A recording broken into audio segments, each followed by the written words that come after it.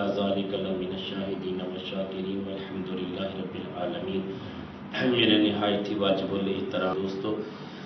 خالق کائنات جل وعلا نے اپنے حبیب صلی اللہ علیہ وسلم کی شان میں ارشاد فرمایا کہ وما ارسلناک الا رحمۃ للعالمین، اے محبوب صلی اللہ علیہ وسلم ہم نے آپ کو سارے جہانوں کے لیے رحمت بنا کے بھیجا۔ یقیناً رب کائنات جل وعلا کا وہ محبوب جس کے آنے پر، جس کے مبعوث ہونے پر رب کائنات جل وعلا نے احسان جتلایا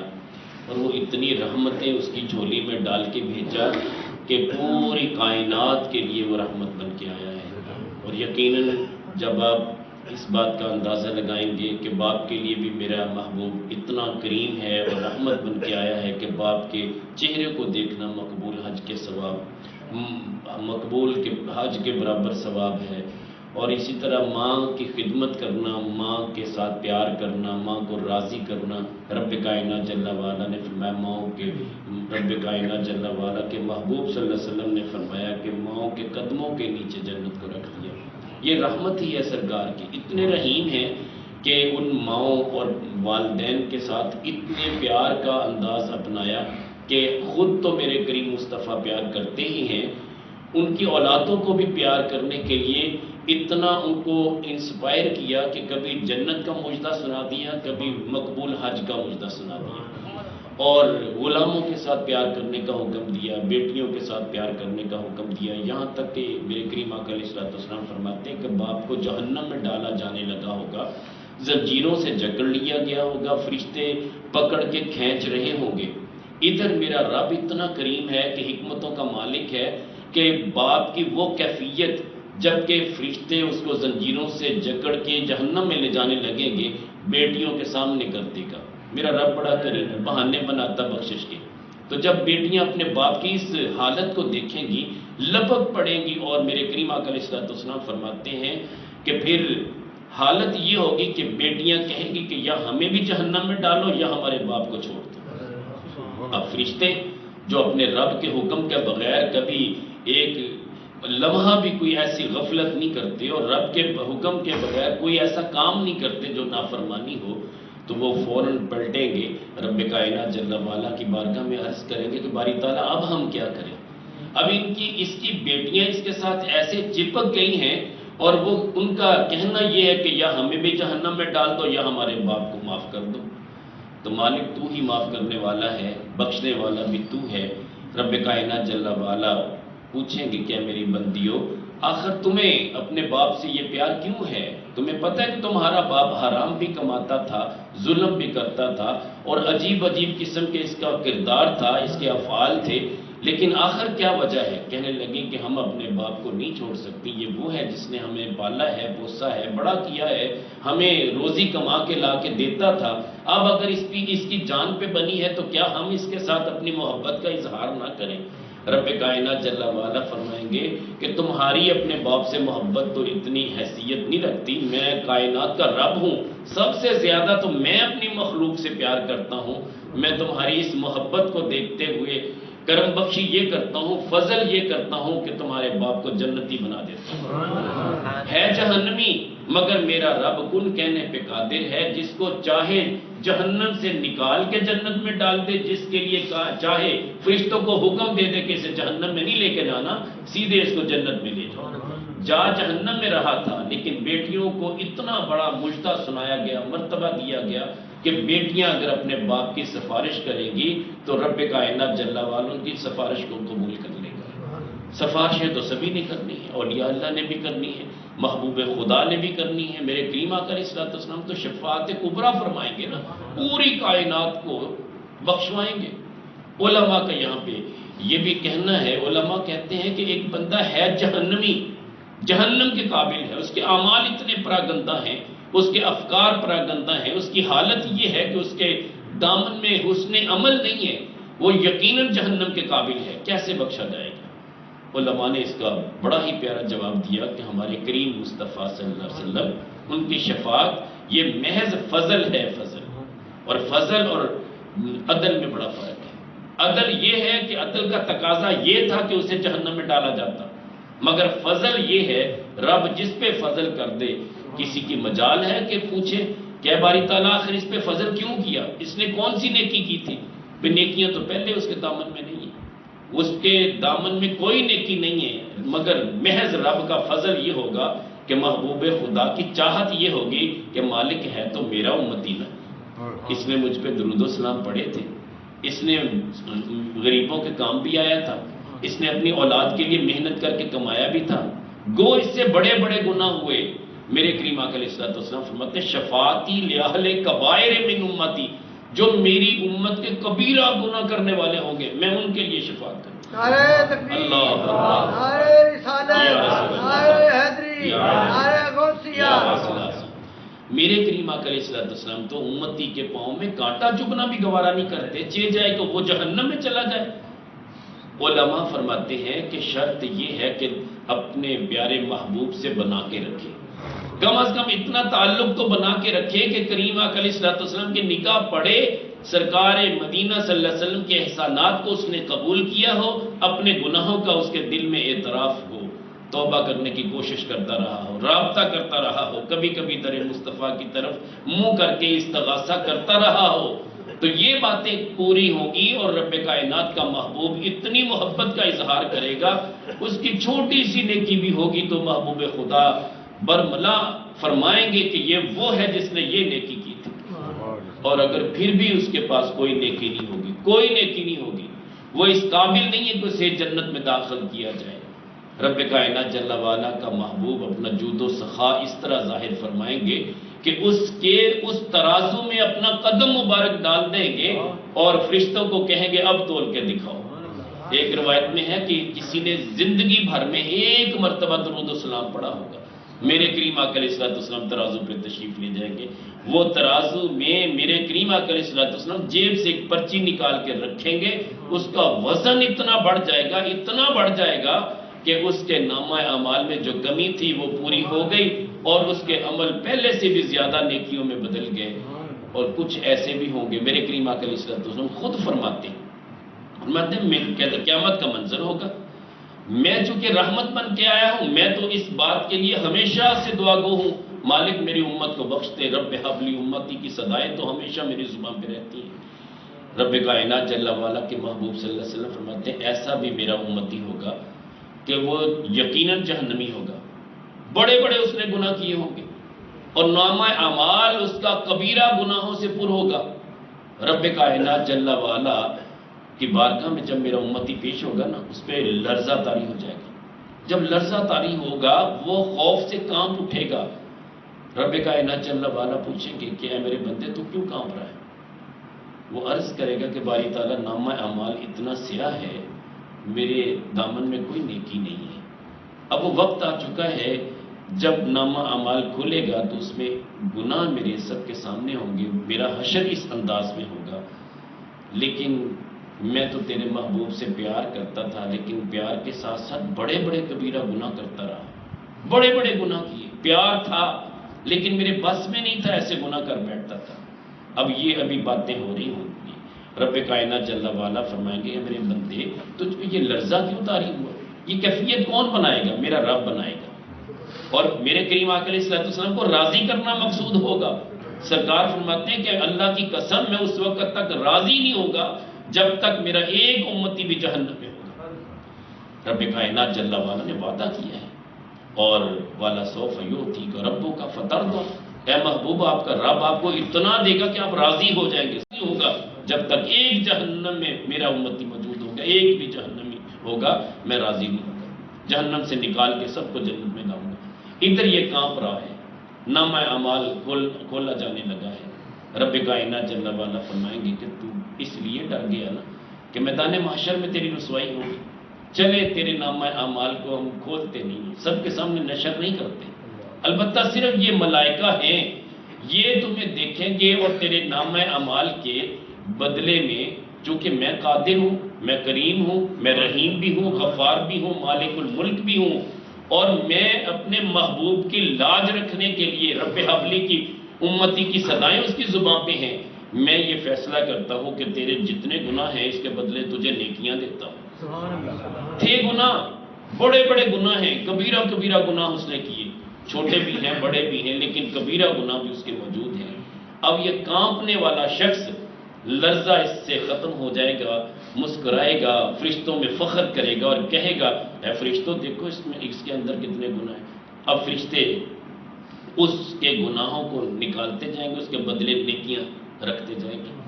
وہ کہے گا فرشتوں دیر کیوں کرتے ہو، اس کے نیچے دیکھو اس سے بھی بڑے بڑے ہیں، کیونکہ حکم ہوگا کہ جس لیول کی برائی ہے اس لیول کی اسے نیکی عطا کر دو۔ اب پہلے تو ڈرتا تھا کہ بڑے بڑے تو نیچے چھپے ہوئے، اب وہ کہتا ہے کہ اس سے نیچے دیکھو اور بھی بڑے بڑے ہیں، اس بڑے فخر کے ساتھ وہ بات کرے گا، اس سے نیچے دیکھو اور بھی بڑے بڑے ہیں۔ اور یہ منظر صرف زبانی کلامی نہیں، میرے کریم آقا علیہ السلام مجلس میں تشریف فرما تھے، منظر سامنے ہوا، صحابہ تشریف لائے، کچھ صحابہ ابھی آ رہے تھے، جیسے مجلس میں بیٹھے گئے یہ میرے کریم آقا علیہ السلام نے منظر دیکھا تو سرکار مسکرائے۔ صحابہ نے پوچھا حضور آپ کس لیے مسکرائے؟ فرمایا کہ یہ منظر دیکھ رہا ہوں جو میرا امتی کانپنے والا تھا نا، جس پہ لرزہ طاری تھا، خشیت الہی غالب تھی، اب وہ اتنا خوش ہے کہ فرشتوں کو برملا کہہ رہا ہے اے فرشتوں اس کے نیچے اور تو دیکھو نا، تم تو ابھی بس آہستہ آہستہ اٹھا رہے ہو، ذرا دیکھو تو صحیح میں نے کتنے بڑے بڑے گناہ کیے۔ اب اندازہ کیجئے کہ گناہ پہ اترانا کتنا بڑا گناہ ہے، یہ اترانا یا ڈھیٹ ہو جانا یا تکبر سے بیان کرنا بھی گناہ ہے، مگر اس وقت وہ تکبر نہیں ہوگا، وہ تو اس فضل کا اظہار ہوگا کہ میرے رب نے میرے لیے یہ اذن جاری کر دیا ہے کہ تو محبوب خدا سے پیار کرتا تھا، اتنے بڑے بڑے گناہ بھی کر کے لے آیا ہے، میں ان گناہوں کے بدلے اس لیول کی نیکیاں تجھے عطا کروں۔ اور قرآن کریم میں موجود ہے کہ اللہ کریم جل وعلا ان کی سیئات کو اعمال حسنات میں، صالحات میں بدل دیں گے۔ اور اتنا کریم رب ہے، یہ بخشش کے بہانے میرا رب بنائے گا، کیونکہ سب سے پہلے میرے کریم آقا علیہ السلام کی امت کا حساب ہوگا۔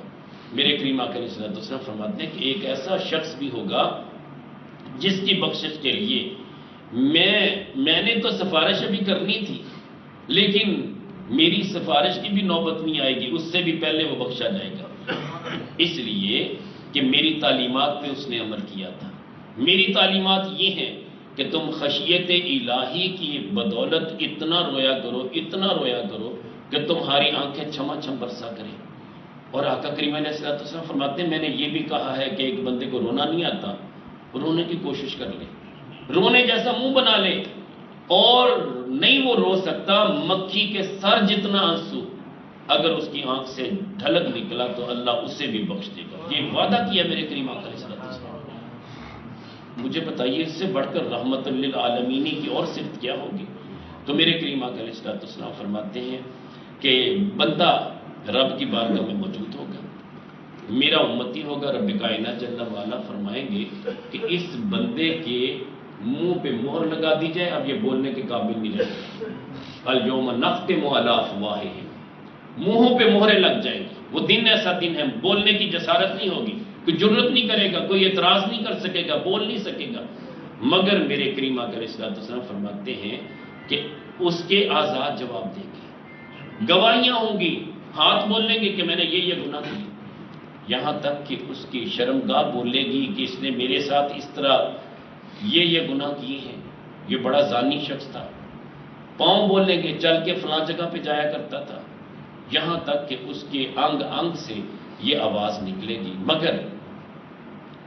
حکم کیا ہوگا کہ اس کو جہنم میں لے جاؤ۔ اب زنجیروں میں جکڑا جانے لگا ہوگا، اس بندے کو جہنم میں ابھی ڈالا جانے لگا ہوگا، ادھر میرے کریم آقا علیہ السلام فرماتے ہیں میرا وہ امتی ابھی خاموشی ہوگا، زبان پہ تو مہر تھی، بول تو سکتا نہیں تھا، اس کی پلکوں کا ایک بال با آواز بلند عرض کرے گا کہ اے مالک و مولا میری گواہی تو ابھی باقی ہے۔ سارے اعضاء کی گواہیاں ہو گئی، پاؤں کی گواہیاں ہو گئیں، تو نے قبول فرما لی، اور ہاتھوں کی گواہیاں بھی ہو گئیں، اور اس کی شرمگاہ نے بھی گواہی دے دی، یہ اتنا گناہ گار تھا، مگر میرے مولا تیرے حبیب نے فرمایا تھا کہ اگر خشیت الہی سے آنکھ سے ایک مکھی کے سر جتنا آنسو بھی ڈھلک نکلا اور اس کے بالوں کی جڑیں گیلی ہوگی تو رب اس کے چہرے پہ دوزخ کی آگ حرام قرار دے گا۔ اے مالک میری گواہی یہ ہے، میں اس بات کا گواہ ہوں، ایک دن اس نے کچھ ایسا تیرا کلام سنا تھا،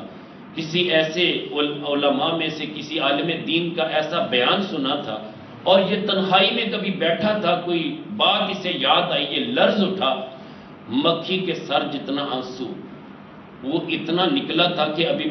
میری جڑ گیلی ہوئی تھی۔ اے مالک و مولا، میری گواہی بھی قبول کر لے، یا اس کی آنکھ سے مجھے نکال لے یا پھر اسے بخش دے، بس یہی میری التجا ہے۔ رب کائنات جل وعلا جلال میں آ جائیں گے، فرمائیں گے اے فرشتو، میں رحمت للعالمین محمد کا رب ہوں، میں رب العالمین ہوں، ان کہنے پہ قادر ہوں، اور میں جو فیصلہ کر دوں اس پہ کوئی اعتراض کرنے والا نہیں ہے، میں ایسا شان کریمی اور شان بے نیازی کا مالک ہوں۔ اے فرشتو، اس کے بال کی گواہی ساری گواہیوں پہ بھاری ہے، اس لیے کہ میرے محبوب نے یہ کہا تھا کہ جب بھی یہ لرز اٹھے، یہ جب بھی خوف الہی اس پہ غالب آ جائے اور آنکھ سے ایک قطرہ آنسو بھی نکل جائے تو اللہ اس کے چہرے پہ دوزخ کی آگ حرام قرار دے دے گا۔ تو اے میرے فرشتوں، میں اپنے محبوب کے اس فرمان کی لاج رکھتا ہوں اور اس کو جہنم سے نکال کے جنتی بنا دیتا ہوں، اس لیے کہ میں کن کہنے پہ قادر ہوں، اور اس کے بال کی گواہی کو قبول کرتا ہوں۔ ابھی جہنم میں تو گیا نہیں تھا، لیکن جہنم میں ڈالا جانا تھا، لکھا جا چکا تھا، مگر اس کو میرا رب اپنے فضل سے محو کر دے گا اور جنتی بنا دے گا۔ پھر یہاں تک بس نہیں ہوگی، جبریل امین علیہ السلام پاس ہوں گے۔ میرے کریم آقا علیہ السلام فرماتے ہیں جبریل امین علیہ السلام اس بات پہ اتنے خوش ہوں گے کہ وہ با آواز بلند پکار کے کہیں گے، یا اہل محشر، اے محشر والو، یہ دیکھو امت محمدیہ کے ایک فرد کی بخشش اگر ہو رہی ہے تو صرف اس کی پلکوں کے ایک بال کی گواہی کی وجہ سے ہو رہی ہے، یہ ہے شان امت محمدیہ۔ تو میں کہتا ہوں کہ میرے کریم آقا علیہ السلام کی اس امت کی کتنی شان ہے۔ محبوب کی بارگاہ میں جبریل امین علیہ السلام عرض کرتے ہیں دست وسطہ، سرکار میری ایک طلب اور ایک خواہش ہے، رب کائنات جل وعلا کی بارگاہ میں آپ معراج پہ تشریف لے جا رہے ہیں، میری وہ خواہش، میری وہ تمنا، وہ طلب سرکار آپ اپنے رب سے منظور کروا کے لائیے۔ جبریل امین علیہ السلام نے عرض کیا، رب کائنات کے محبوب پوچھتے ہیں کہ جبریل تیری تمنا کیا ہے؟ سرکار مدینہ صلی اللہ علیہ وسلم کی بارگاہ میں جبریل امین علیہ السلام جو فرشتوں کے سردار ہیں وہ عرض کرتے ہیں کہ حضور مجھے صرف اتنی تمنا ہے کہ جب آپ کی امت گزرے نا، رب سے اتنی اجازت لے دینا پل صراط پہ میں اپنے پر کھول کے بچھا دوں۔ میں اگر اپنا ایک پر روئے زمین پہ کھولتا ہوں تو اس پر کی وسعت زیادہ ہے، زمین کم پڑ جائے گی، تو رب نے مجھے 600 پر عطا کیے ہیں۔ یا رسول اللہ، جب میں 600 پر کھولوں گا نا امت کے لیے، آپ کی امت میرے پروں کے اوپر سے گزر جائے گی، کوئی جہنم میں نہیں گرے گا۔ میرے کریم آقا علیہ السلام فرماتے کہ جبریل تیرا یہ جو سوال ہے ضرور پورا کر کے آؤں گا۔ آقا کریم علیہ السلام فرماتے کہ ایسا ہی ہوگا، میں نے اپنے رب سے یہ وعدہ لے لیا ہے اور رب کائنات جل وعلا نے مجھے یہ اذن دے دیا ہے، اے محبوب صلی اللہ علیہ وسلم، جو آپ امتی آپ سے محبت کریں، پیار کریں اور آپ کی وفاداری کا اظہار کریں، سچے دل سے آپ کی غلامی کریں اور آپ کی مخالفت نہ کریں، آپ سے بغض نہ رکھیں، آپ کے علم کو تانے سے نہ سرشار کریں، ایسا نہ ہو کہ تانے دے کے آپ ہی کے بارے میں ایسی باتیں کریں جو بے ادبی پہ منحصر ہو۔ علماء فرماتے ہیں کہ یہاں پہ عقیدے کی بات ہے، علماء فرماتے ہیں کہ یہاں پہ عقیدے کی بات ہے کہ اگر ایک بندے کا عقیدہ ہی برباد ہو چکا ہے اسے جہنم میں جانا پڑے گا، بعد میں آقا کریم علیہ السلام نکال کے لائیں گے، لیکن جس کا عقیدہ درست ہوگا اس کے بڑے سے بڑے گناہ بھی کیوں نہ ہوں گے، رب کائنات کا محبوب وہاں پل صراط پہ کھڑا ہوگا، رب سلم رب سلم رب سلم کی صدا لگا رہا ہوگا۔ ادھر جبریل امین علیہ السلام کو اجازت مل چکی ہوگی کہ وہ پل صراط پہ اپنے پر بچھا چکے ہوں گے۔ میرے کریم آقا علیہ السلام فرماتے ہیں میرے امتیوں کی شان یہ ہوگی کہ کسی کے لیے وہ پل جزیرے کی مانند ہوگا۔ اب ایک جزیرہ آپ دیکھیں کتنا بڑا ہوتا ہے، جس پہ مکانات بھی تعمیر کیے جا چکے ہیں، باغ و بہار بھی ہوتی ہے اور بہت کچھ ہوتا ہے، جتنے بحری جہاز ہوتے ہیں اس جزیرے پہ لنگر انداز ہوتے ہیں۔ اور جزیرہ عرب، اس کو ہم جزیرہ عرب کیوں کہتے ہیں کہ اس کے اطراف میں پانی ہی پانی ہے، سمندر ہی سمندر ہے۔ مجھے بتائیے کہ عرب کی وسعت کتنی ہے، یہ تو ایک جزیرے کی بات ہے، مگر میرا کریم رب اتنا کریم ہے کہ امتی کے لیے، سرکار کے ہر امتی کے لیے جو سرکار سے والہانہ محبت عقیدت رکھتا ہے، پیار رکھتا ہے، وفا کرتا ہے، اس کے لیے رب کائنات جل وعلا اس پل کو جو ایک بال سے زیادہ باریک ہے، تلوار سے زیادہ تیز ہے، جہنم کے اوپر ہے، رب کائنات جل وعلا اس کو جزیرے کی مانند کر دیں گے اور وہ وجد کرتے ہوئے گزرے گا،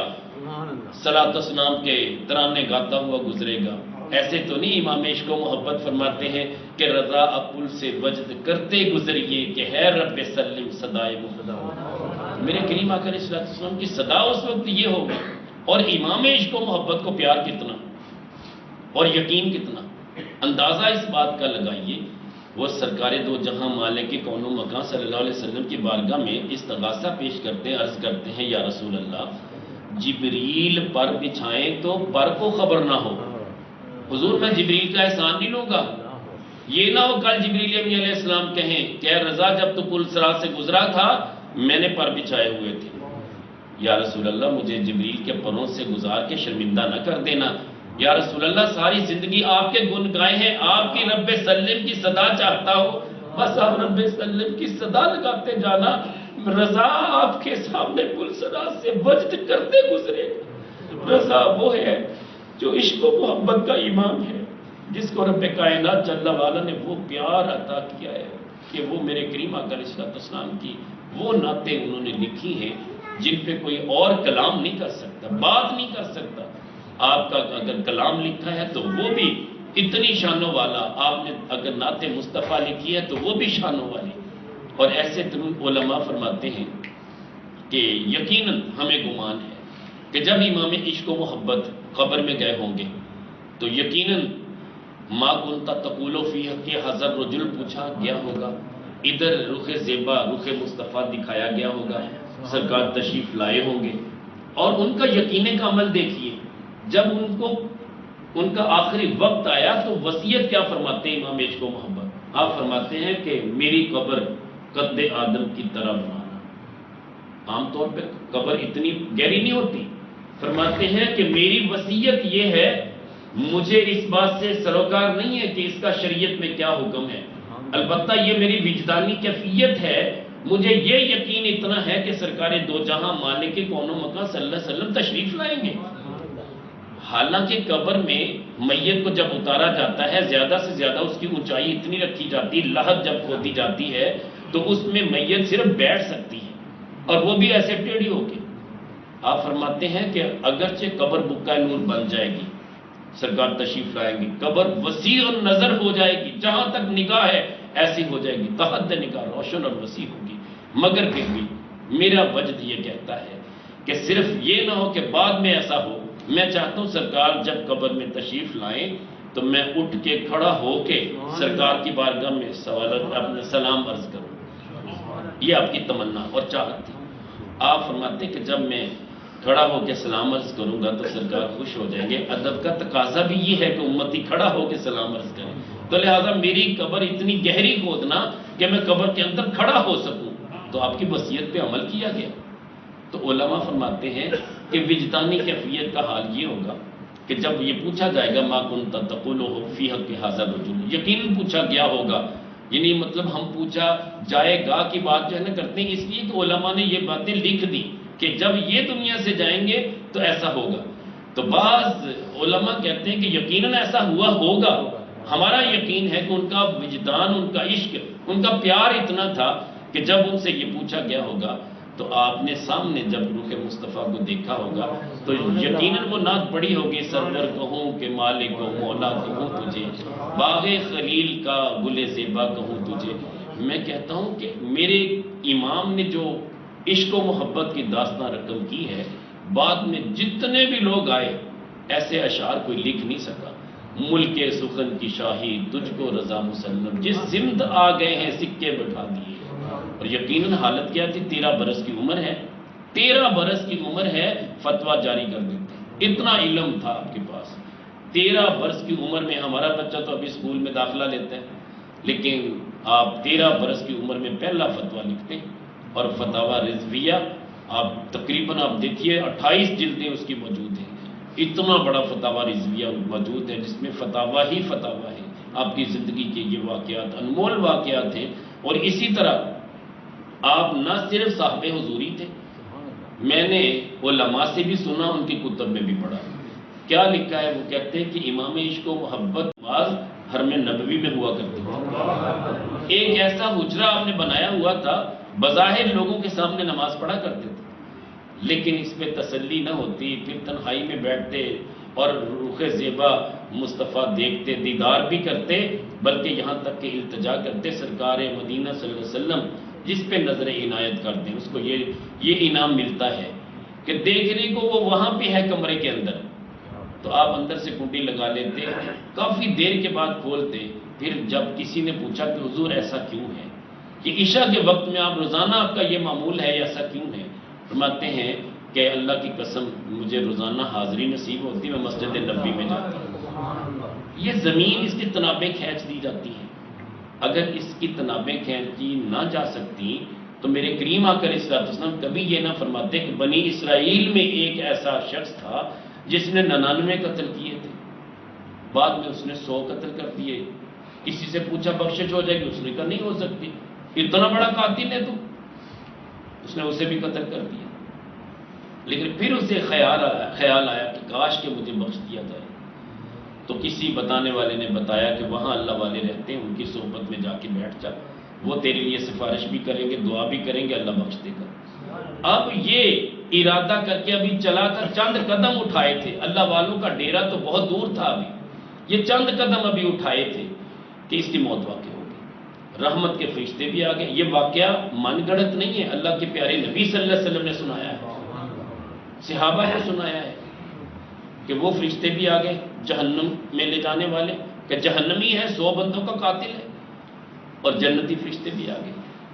کہ اس نے توبہ کا ارادہ کر لیا تھا. جس نے توبہ کر لی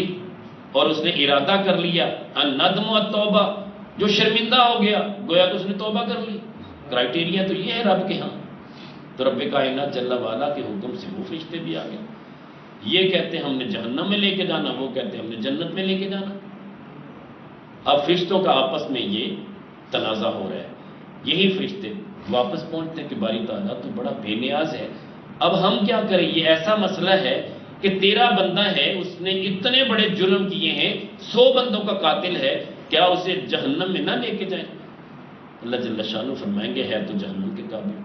اب وہ کہیں گے دوسرے فرشتے باری تعالیٰ اس نے توبہ کا ارادہ تو کر لیا تھا، تو ارادوں کو تو جانتا ہے نا، دل کی باتیں تو تجھ پہ آیا ہیں، تبھی تو تو نے ہمیں بھیجا تھا.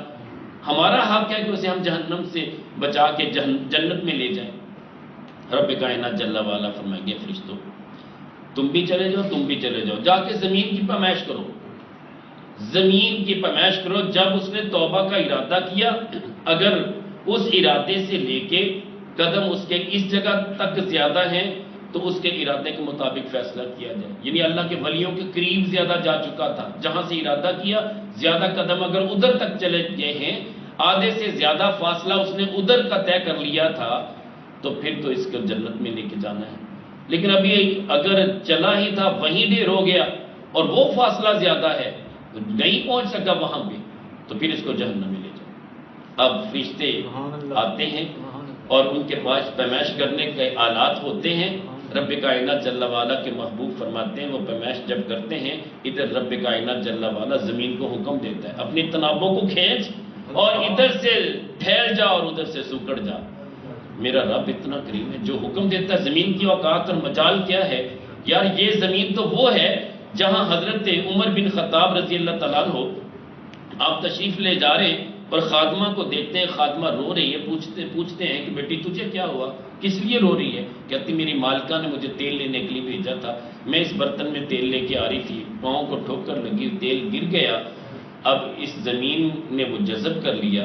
میں پریشان ہوں کہ مالکن مجھے بہت تانے دے گی، برا بھلا کہے گی. حضرت عمر بن خطاب رضی اللہ تعالیٰ عنہ اپنا کوڑا مارتے زمین پہ اور حکم دیتے ہیں زمین تجھے پتہ نہیں کہ عمر تجھ پہ عدل کرتا ہے، اس کا تیل واپس نکال، اسی طرح اس برتن میں ڈال. برتن نیچے رکھا جاتا ہے، تیل اچھلتا ہے، اچھلنے کے بعد اس کے اندر آ جاتا ہے. یار یہ تو میرے عمر پاک فیصلہ کر سکتے ہیں، میرا رب تو وراء البراء فیصلے کرنے والا ہے. میرے رب نے حکم دیا، یقیناً علماء فرماتے یہی حکم دیا ہوگا کہ ادھر سے سمٹ جا اور ادھر سے پھیل جا. تو جب پیمائش کی گئی تو وہ قرب، وہ اولیاء کا قرب تھا، اولیاء اللہ کے صدقے میں رب کائنات جل وعلا نے 100 بندوں کے قاتل کو بخش دیا۔ تو بات یہ ہے کہ رب کائنات جل وعلا بہانے بنائے گا۔ میرے کریم آقا علیہ السلام کی امتی کی بخشش ہر حالت میں ہو جانی ہے، یاد رکھنا۔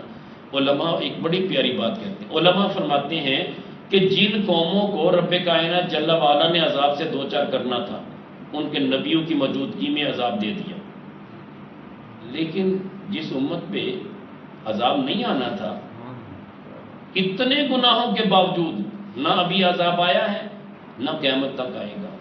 نہ اس کو جہنم میں ڈالا جائے گا۔ شرط کیا ہے؟ وہ دامن مصطفیٰ سے وابستہ ہو۔ جب دامن مصطفیٰ سے وابستہ ہوگا، بڑے بڑے گناہ بھی کر بیٹھا ہوگا، رب کائنات جل وعلا اسے معاف کر دیں گے، بخش دیں گے۔ اور یقیناً اس بات پہ علماء اور وضاحت فرماتے ہیں، وہ فرماتے ہیں، وضاحت کرتے ہیں، مثال دیتے ہیں کہ بعض اوقات ایسا ہوتا ہے کہ باپ ناراض ہوتا ہے نا، غصے میں آتا ہے، باپ کو گھر کمپلین ملتی ہے کہ بچے نے آج سارا دن اسکول کا کام نہیں لکھا۔ اب یہ جلال میں ہے نا، جس نے سزا دینی ہوتی فوراً 2-4 تھپڑ رسید کر دیتا ہے، کہتا ہے تو نے کام کیوں نہیں لکھا؟ اب بچے کو ادب سکھانے کا یہ بھی ایک طریقہ،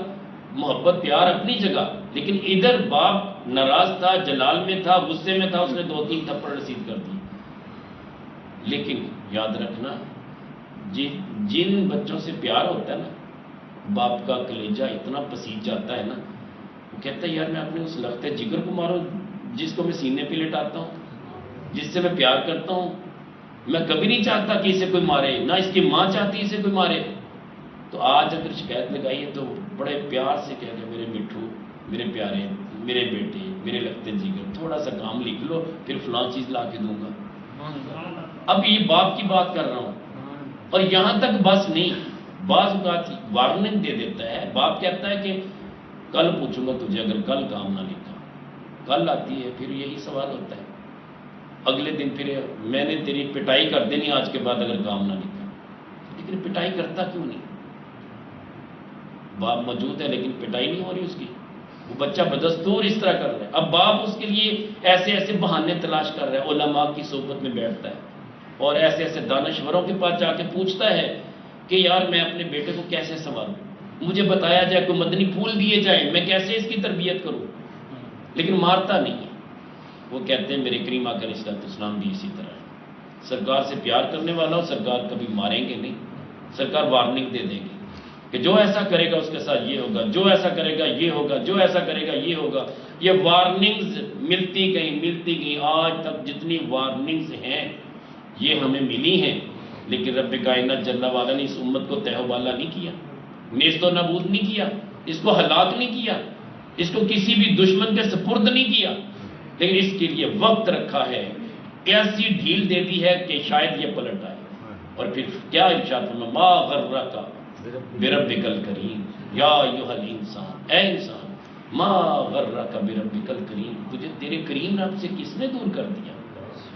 اب مجھے بتائیے کہ ہم بھی کیا کرتے ہیں؟ ہم کہتے ہیں ماں ہے یا باپ ہے، باپ یا ماں دونوں۔ اب بچے سے کوئی ایسی غلطی سرزد ہوگی، بیٹی سے کوئی غلطی ہوگی، وہ یہ نہیں کہے گا کہ اس نے غلطی کی، وہ کہے گا کہ اس پہ جادو کیا گیا، یار کس نے تجھ پہ جادو کر دیا؟ اب وہ اس کی تلاش میں ہوگا کسی نے جادو کر دیا۔ ابھی کل میں ایک سفر میں تھا تو وہاں میں ایک گھر میں گیا تو کہہ رہے کہ ہماری جو بیٹی ہے نا، جس جگہ پہ ہم کہہ رہے ہیں شادی نہیں کرتی، وہ کسی اور جگہ کا مطالبہ کرتی ہے، تو بابا جی آپ کے پاس ہم نے آنا ہے تو بیٹی ہماری بات مان جائے اور ادھر سے چھوڑ دے۔ میں نے کہا آپ اس طرح کریں، جہاں بچی کی رضامندی وہاں کر دیں، زندگی تو اس نے کو بسر کرنی ہے نا۔ پہلے ہم بچوں کو بے راہ روی کا شکار کر دیتے ہیں، بعد میں پھر اپنی مرضی مسلط کرتے ہیں۔ یہ ہماری بھی ایک کوتاہی ہے نا، غلطی ہے، پہلے ہی ان کی حفاظت کریں تاکہ وہ اس لیول تک نہ جائیں کہ اب وہ خودکشی کرنے پہ باقاعدہ تیار ہے۔ میں نے کہا یہ غلطی نہ کریں۔ کہنے کہ بابا جی بچی کی غلطی نہیں ہے، وہ تو 1-2 دن کے لیے سلائی کا کام سیکھنے کے لیے گئی تھی، غلطی بچی کی نہیں ہے، البتہ انہوں نے جادو کیا ہے، ان کا تعلق بڑے بڑے عاملوں کے ساتھ ہے، وہ جادو کرتے ہیں، اس کو تعویذ ڈالتے ہیں، اس کی عادت اتنی بن گئی کہ ہر بات پہ دھمکی دیتی کہ میں نے خودکشی کر لی۔ اب یہ جادو کے اثرات ہیں بابا جی، آپ سے تو رابطہ اس لیے کہ آپ یہ جادو کے اثرات دور کر دیں۔ اب مجھے بتائیے کہ اتنا بڑا وہ بچی ارادہ رکھتی ہے کہ اپنی جان گنوانے پہ ہے، سمجھ نہیں آ رہی، ماں باپ یہی ابھی اس بچی کو بچاتے جا رہے کہ اس کا قصور نہیں ہے، وہ ان کا قصور ہے کہ انہوں نے جادو کر دیا۔ میں کہتا ہوں یار ماں باپ کی اتنی محبت ہے، میرا رب تو کتنا کریم ہے، اسی لیے تو فرماتا ہے نا یا ایھا الانسان، اے انسان ما غرک بربک الکریم، تیرے کریم رب سے تجھے کس نے دور کیا، بتا تو صحیح نا کس نے دور کیا، مجھے بتائیے اتنا پیارا جملہ کوئی کہے گا؟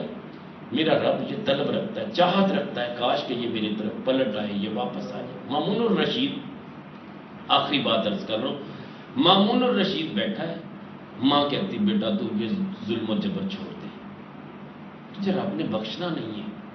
تو کیوں ظلم کرتا لوگوں پہ، آج کے بعد توبہ کر لے سچے دل سے۔ کہتا ہے امی جی میں توبہ کرتا تو ہوں۔ تو ماں پھر کہتی کہ بیٹا تو کیسی توبہ کرتا ہے،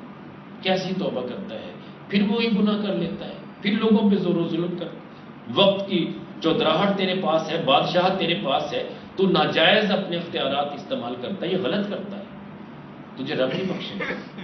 مامون الرشید جو خلیفہ ہارون الرشید کا بیٹا ہے، وہ کہتا ہے کہ امی جی مجھے صرف ایک بات بتائیں، اگر میرے رب نے فیصلہ آپ کے ہاتھ دے دیا کہ بیٹا تیرا ہے، تو چاہے اسے جہنم میں ڈال دے چاہے جنت میں ڈال دے، اختیار تجھ کو، چاہے اس کی سفارش کر میں بخش دوں گا، چاہے اسے جہنم میں ڈال دے، اے ماں تو مجھے بتا تو میرے لیے فیصلہ کیا کرے گی، کیا مجھے جہنم میں ڈال دے گی؟ ماں کی آنکھوں میں آنسو آ گئے، کہنے لگی بیٹا میں تو کبھی یہ تصور بھی نہیں کر سکتی کہ تو جہنم میں جائے، تبھی تو تجھے رہنمائی دے رہی ہوں۔ اب وہ بیٹا کہتا ہے کہ ماں تو ایک ماں ہے نا، میرا رب تو 1000 ماؤں سے بڑھ کے پیار کرنے والا ہے، 1000 ماؤں سے بڑھ کے پیار کرتا ہے، مجھے جہنم میں ڈال دے گا؟ میں معافی نہیں مانگتا، میں توبہ نہیں کرتا، اگر مجھ سے کوئی غلطی سرزد ہو جاتی ہے میں فوراً توبہ کرتا ہوں، میرا رب یقیناً مجھے بخش دے گا۔ جب تو مجھے جہنم میں جاتے ہوئے برداشت نہیں کرے گی، میرا رب کیسے برداشت کرے گا؟ رب تو اتنا پیار کرتا ہے اپنی مخلوق سے۔ حضور والا میرے کریم آقا علیہ الصلوۃ والسلام تشریف لے جا رہے ہیں، کسی جگہ پہ صحابہ نے پڑاؤ ڈالا، وہاں پہ رکے، اب وہاں پہ قرب و جوار میں جو قبائل تھے ان کو جب اطلاع ملی کہ اللہ کے پیارے نبی صلی اللہ علیہ وسلم اپنے صحابہ کے ساتھ یہاں سے روانہ ہیں، فلاں جگہ پہ پڑاؤ ڈالا ہے، اگر کوئی زیارت کرنا چاہے کر لے، کیونکہ بہت سارے ایسے قبیلے ہوا کرتے تھے جہاں مبلغین جاتے، دین کی دعوت دیتے، وہ مسلمان ہو جاتے، لیکن جب خبر ملی کہ اللہ کے نبی صلی اللہ علیہ وسلم فلاں جگہ پہ پڑاؤ ڈالے ہوئے ہیں تو لوگ دوڑتے ہوئے آئے، ملاقاتیں کرنے لگے۔ ایک خاتون کو پتہ چلا، وہ بالکل سامنے تھی اور بستی سامنے تھی، اوپن ایریا تھا، چولہا جلا رہی تھی، اس میں ابھی لکڑیاں ڈال رہی تھی، اس کا بچہ کھیل رہا تھا وہاں پہ، وہ آگ لگانے لگی، وہ دوڑتی ہوئی آتی ہے، آ کے کہتی یا رسول اللہ صلی اللہ علیہ وسلم میرے لیے تو کتنی خوش بختی کہ آپ نے چل کے آ کے ہمیں دیدار کروا دیا، یا رسول اللہ آپ کو تم دیکھنے کے لیے آنکھیں ترس گئی تھی، آج آپ یہاں تشریف لائے، میں آپ سے ایک سوال کرنا چاہتی ہوں، مجھے وہ اس سوال کا جواب دیجئے۔ حضور وہ جو میں چولہا جلانے لگی تھی وہ سامنے چولہا پڑا ہے، اس کے پاس میرا بیٹا بیٹھا ہے، تو میں نے جیسے ہی خبر ملی کہ آپ تشریف لائے میں نے چولہا نہیں جلایا، حضور صرف اس لیے نہیں جلایا کہ اگر میں چولہا جلا کے آ جاؤں تو ہو سکتا ہے میرا وہ بچہ اس آگ میں ہاتھ ڈال دے، تو ماں کی ممتا تو یہ برداشت نہیں کرتی، مالک اتنا بے نیاز ہے، اتنا شان کریمی کا مالک ہے خدا، مگر یا رسول اللہ مجھے یہ بات پہنچی ہے کہ رب لوگوں کو جہنم میں ڈال دے گا ان کے گناہوں کی وجہ سے، میں ایک ماں برداشت نہیں کرتی کہ میرا بیٹا اس چولہے میں گر جائے یا اپنا ہاتھ ڈال دے، میں اس لیے میں آگ جلائے بغیر نکل کے آئی ہوں، بچے کو وہاں چھوڑ کے آئی ہوں، یا رسول اللہ کیا رب کائنات جل والا مخلوق سے پیار نہیں کرتا؟ کیا رب ایسے ہی جہنم میں ڈال دے گا مخلوق کو؟ ما یفعل اللہ بعذابکم ان شکرتم وآمنتم، اللہ تمہیں عذاب دے کر کیا کرے گا؟ ان شکرتم وآمنتم، اگر تم شکر گزار بن جاؤ اور رب پہ یقین کامل رکھ لو، رب کو کیا پڑی تجھے عذاب دے؟ کیا بات ہے، کیا پیاری آیت ہے قرآن کریم کی، میں کہتا ہوں مزہ آتا ہے۔ آقا کریم علیہ السلام کی آنکھوں میں آنسو ہے، سرکار دو جہاں مالک کون و مکان صلی اللہ علیہ وسلم فرماتے ہیں کہ اے خاتون، میرا رب تو 1000 ماہوں سے بڑھ کے پیار کرتا ہے، اتنا پیار کرتا ہے وہ کبھی گوارا نہیں کرے گا کہ اپنے بندے کو جہنم میں ڈال دو۔ شرط یہ ہے، یہاں پہ میرے کریم آقا علیہ السلام نے ایک شرط لگی کہ وہ بندہ اپنے رب کا شریک نہ ٹھہرائے، بس رب کے ساتھ شریک نہ ٹھہرائے، اس کے علاوہ جو دل چاہے گناہ کر بیٹھے مگر پلٹ آئے توبہ کر لے، رب اسے بخش دے گا۔ ان اللہ لا یغفر ان یشرک بہ ویغفر ما دون ذلک لمن یشاء، اللہ جل شانہ اس کو نہیں بخشے گا جس نے اس کے ساتھ شریک ٹھہرایا، ویغفر ما دون ذلک لمن یشاء، جس کے لیے چاہے اس کے علاوہ سارے گناہ بخش دے، لیکن ایک شرک نہیں بخشے گا، اس لیے کہ شرک اتنا بڑا گناہ ہے، رب کا شریک ٹھہرانا۔ اور علماء نے اس کی وضاحت کی ہے کہ شرک یہی نہیں ہے کہ قبروں کو سجدہ کر لیں تو شرک ہو گیا، نہیں، شرک یہ نہیں ہے کہ آپ صرف کسی بت کے سامنے ہاتھ ایسے باندھ کے کھڑے ہو گے، شرک یہ تو شرک، یہ تو بہت بڑا شرک ہے نا، صرف اتنا شرک نہیں، اس سے آگے بھی شرک کی قسمیں ہیں۔ ایک قسم وہ ہے جس کو شرک خفی کہتے ہیں۔ وہ شرک خفی کیا ہے کہ بندہ نماز پڑھ رہا ہے، دل میں خیال آ گیا کہ لوگ مجھے نمازی کہیں گے، یہ نماز لوگوں کے لیے ہوگی، رب کے لیے نہیں ہے، یہ شرک ہے، لوگوں کو شریک ٹھہرا لیا اس نے۔ اور وہ بندہ حج کرنے کے لیے جا رہا ہے، دل میں خیال آ گیا کہ لوگ مجھے حاجی کہہ کے پکاریں گے، وہ حج اس نے رب کی رضا کے لیے نہیں کیا، لوگوں کے لیے کیا، لوگوں نے حاجی کہہ دیا۔ قیامت کا دن ہوگا، اللہ جل شانہ فرمائیں گے کہ تو نے میرے لیے حج نہیں کیا تھا، تو نے لوگوں کے سامنے حاجی بننے کے غرض سے اس نیت سے حج کیا تھا، وہ لوگوں نے دنیا میں تجھے حاجی کہہ دیا، جاؤ ان سے بدلا لو۔ تو اسی طرح قرآن کریم پڑھنا، اسی طرح صدقہ و خیرات کرنا، یہ جو ریاکاری ہے یہ شرک خفی ہے۔ تو ہم نے تو سمجھا ہوا کہ شاید وہ بت کے سامنے ہاتھ کریں گے تو ایسا ہوگا، اور کبھی کبھی ہم غلط فہمی کے شکار ہو جاتے ہیں کہ قبر کو چوم لیا تو شرک ہو گیا، ایسا نہیں ہے۔ قبر کو چومنا، میں کہتا ہوں یار قبر میں تو پھر اللہ کا ولی لیٹا ہوا ہے، آپ اس پتھر کو چومتے ہیں جو خانہ کعبہ میں لگا ہوا، وہ تو پتھر ہے جو بولتا بھی نہیں، سنتا بھی نہیں، مگر میرے کریم آقا علیہ السلام فرماتے ہیں قیامت کا دن ہوگا، آنکھیں بھی ملیں گی، آج اس کے کان بھی ہوں گے، اور یہ پہچان کے اپنے چومنے والے کی سفارش کرے گا۔ لیکن میں ایک بات یہاں پہ وضاحت کر دوں، یہ تو میرے کریم آقا علیہ السلام نے فرمایا قیامت کے دن ایسا کرے گا، لیکن میں تو کہتا ہوں سچی بات ہے، میرے بابا جی بھی کہا کرتے تھے کہ بیٹا وہ آنکھیں مل چکی، وہ آنکھیں بھی مل چکی، اس کے کان بھی موجود ہیں۔ میں نے کہا ہم نے تو کبھی نہیں دیکھے حجر اسود کے کان اور آنکھیں۔ سرکار مدینہ صلی اللہ علیہ وسلم نے اشارہ کر کے فرمایا تھا اگر میں چاہوں تو یہ پہاڑ سونا بن کے میرے ساتھ چلے، آج بھی جا کے دیکھ لیے ان پہاڑوں سے سونا نکلتا ہے۔ جدھر میرے کریم آقا علیہ السلام کی انگلی کا اشارہ ہوا تھا،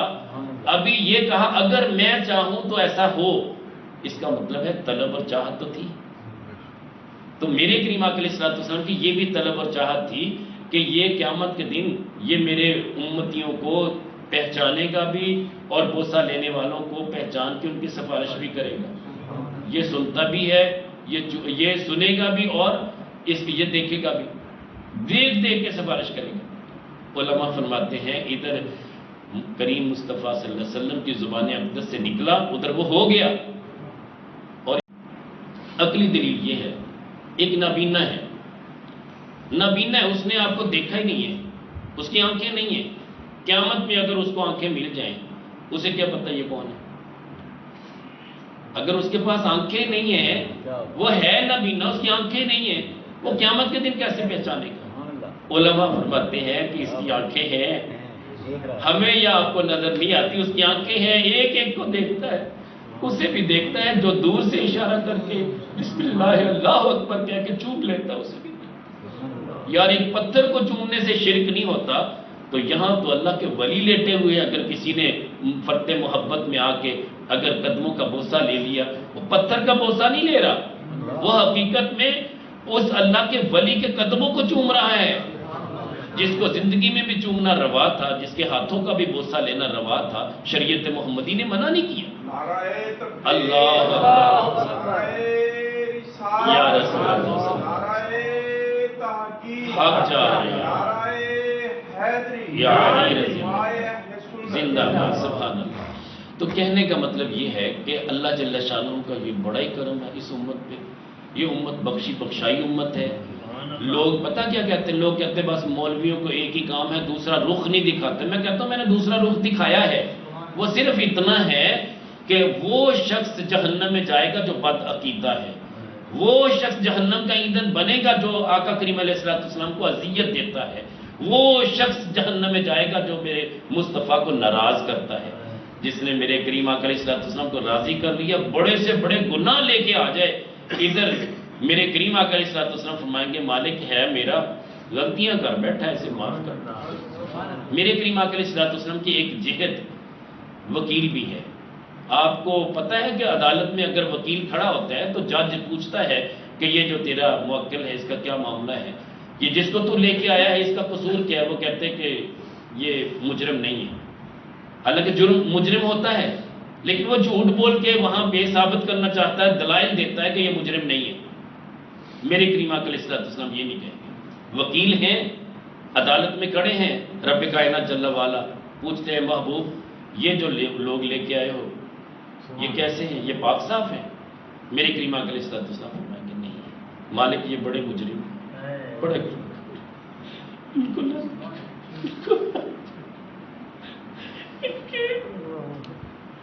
بڑے بڑے گناہ ہیں، مگر تو نے مجھ سے وعدہ کیا ہے شفاعتی لأہلکم کبائر من امتی. میں نے ایسے نہیں کہا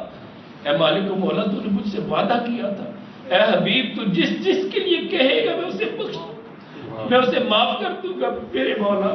میں عدل نہیں مانگنے آیا، میں تیرا فضل مانگنے آیا. فضل یہ ہے کہ تو آپ مجھے اجازت دے میں سب کو بخشاؤں گا، اس لیے کہ یہ میرے ہیں، میرے ہیں سے غلطیاں سرزد ہو گئی. یہ گناہگار بدکار سے ہی، مگر جب بھی سے غلطی ہوتی تھی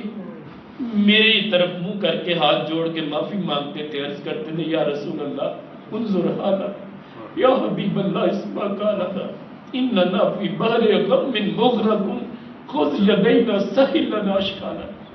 میں گواہ ہوں کہ یہ رو رو کے مجھ سے بھی معافی مانگا کرتے تھے.